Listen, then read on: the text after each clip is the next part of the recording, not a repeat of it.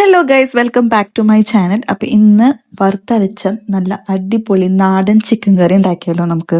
അപ്പൊ വേണ്ട സാധനങ്ങളൊക്കെ സെറ്റാക്കി വെച്ചിട്ടുണ്ട് കേട്ടോ. തക്കാളി, സബോള, ഉരുളൻകിഴങ്ങ്, പിന്നെ ഇഞ്ചി, പച്ചമുളക്, വെളുത്തുള്ളി പേസ്റ്റ്, പിന്നെ ചിക്കൻ കഴുകി വെച്ചിട്ടുണ്ട്, പിന്നെ പട്ട, ഗ്രാമ്പു, ഏലക്ക, കുരുമുളക്, പിന്നെ മല്ലിപ്പൊടി, മുളക് പൊടി, ചിക്കൻ മസാല, മഞ്ഞൾപ്പൊടി, പിന്നെ തേങ്ങ ചിരകി വെച്ചിട്ടുണ്ട് കേട്ടോ.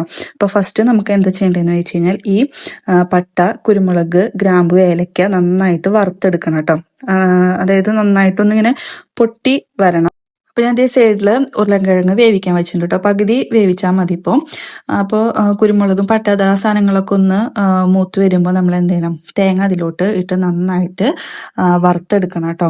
നല്ല രീതിയിൽ തന്നെ വറുത്തെടുക്കണം. നല്ല കളറ് വരണം കേട്ടോ. എന്നാൽ കരിഞ്ഞു പോകാനും പാടില്ല. ഒരു മീഡിയം ഫ്ലെയിമിലിട്ട് ചെയ്താൽ മതി. ഈ ഒരു കളർ ആകുമ്പോൾ നമുക്ക് പൊടികൾ ഇടാനായിട്ട് പറ്റും കേട്ടോ. അപ്പൊ മല്ലിപ്പൊടി, ചിക്കൻ മസാല, മുളക് പൊടി, മഞ്ഞൾപ്പൊടി, ഇത്രയും പൊടികളാണ് എടുത്തിട്ടുള്ളത്. ഇനി അതും അതിലോട്ട് തട്ടിയിട്ട് നന്നായിട്ട് വീണ്ടും വറുക്കാം. ഏറ്റവും ശ്രദ്ധിക്കേണ്ട കാര്യം എന്താന്ന് വെച്ച് കഴിഞ്ഞാൽ കരിഞ്ഞു പോകാൻ പാടില്ല, കറി കഴിക്കും. എന്നിട്ട് അതിൻ്റെ ഒരു പച്ചമണം മാറി വരുമ്പോൾ അതിലോട്ട് വേപ്പിലയും കൂടി ഇട്ടിട്ട് നന്നായിട്ട് ഈ ഒരു പരുവത്തിലാക്കിയെടുക്കണം. ഈ ഒരു കളറാണ് നമുക്ക് വേണ്ടത് കേട്ടോ. എന്നാലേ കറിക്ക് നല്ല കളർ ഉണ്ടാവുള്ളൂ. അങ്ങനെ ഞാൻ ചൂടാറാനായിട്ട് വെച്ചിട്ടുണ്ട്. ഒന്നല്ലെങ്കിൽ വേറൊരു പാത്രത്തിലോട്ട് മാറ്റാം. ഇനി ആ ഫ്രൈ പാനിലാണ് വെക്കണേന്നുണ്ടെങ്കിൽ അതിൽ ഒന്ന് ഇളക്കി കൊടുക്കുക, അല്ലെങ്കിൽ അടി കരിയാൻ സാധ്യതയുണ്ട്. അങ്ങനെ വേറെ പാത്രത്തിൽ ഞാൻ വെളിച്ചെണ്ണ ഒഴിച്ചിട്ട് പെരിഞ്ജീരകം പൊട്ടിക്കുന്നുണ്ട് കേട്ടോ. എന്നിട്ട് അതിലോട്ട് സവാള, പിന്നെ തക്കാളി പേസ്റ്റ്, ഇഞ്ചി, പച്ചമുളക്, വെളുത്തുള്ളി പേസ്റ്റ് ഇട്ട് നന്നായിട്ട് വഴറ്റിയെടുക്കാം. നന്നായിട്ട് വഴന്ന് വരണം കേട്ടോ. ഒരു സബോള മതി നമുക്ക് വറുത്തരച്ച കറിക്ക്, അധികം സബോള വേണ്ട.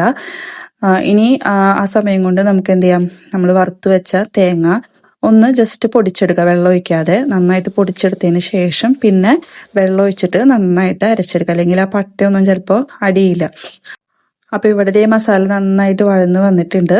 ഇനി നമുക്ക് ഈ ഒരു മസാലയിലോട്ട് നമ്മുടെ അരച്ചു വെച്ച അരപ്പ് തട്ടിക്കൊടുക്കാം കേട്ടോ. അരപ്പ് ഞാൻ ഇവിടെ ഒഴിക്കുന്നുണ്ട്. ഒഴിച്ചതിന് ശേഷം ആവശ്യത്തിന് വെള്ളം ഒഴിച്ച് നന്നായിട്ട് തിളപ്പിച്ചെടുക്കണം കേട്ടോ.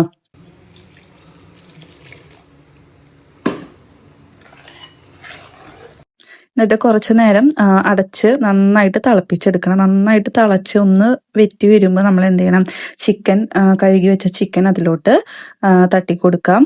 തട്ടിക്കൊടുത്തതിന് ശേഷം ഇനി പ്രത്യേകിച്ച് പരിപാടിയൊന്നുമില്ല, അതവിടെ കിടന്ന് തിളച്ച് ചിക്കനൊക്കെ നന്നായിട്ട് വെന്ത് വരണം കേട്ടോ. അപ്പോൾ ഉരുളൻകിഴങ്ങ് ഞാൻ ലാസ്റ്റ് ഇടുന്നുള്ളൂ, പകുതി വേവിച്ച് വെച്ചിട്ടുണ്ട്.